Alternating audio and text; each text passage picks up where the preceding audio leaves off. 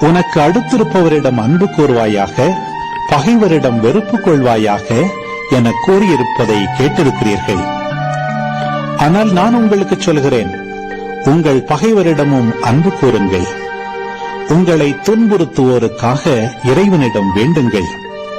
இப்படி செய்வதால் நீங்கள் உங்கள் விண்ணக தந்தையின் மக்களாவீர்கள்.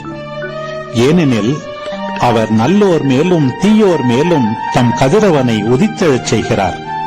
நேர்மையுள்ளோர் மேலும் நேர்மையற்றோர் மேலும் மழை பெய்யச் செய்கிறார்.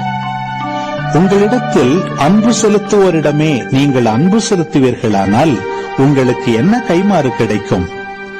வரி தண்டுவோரும் இவ்வாறு செய்வதில்லையா? நீங்கள் உங்கள் சகோதர சகோதரிகளுக்கு மட்டும் வாழ்த்து கூறுவீர்களானால் நீங்கள் மற்றவருக்கும் மேலாக செய்து விடுவதென்ன? பிற இனத்தவரும் இவ்வாறு செய்வதில்லையா?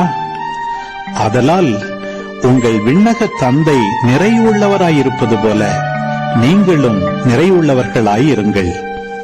Thanks for watching your Vinarasu channel. Please like and subscribe.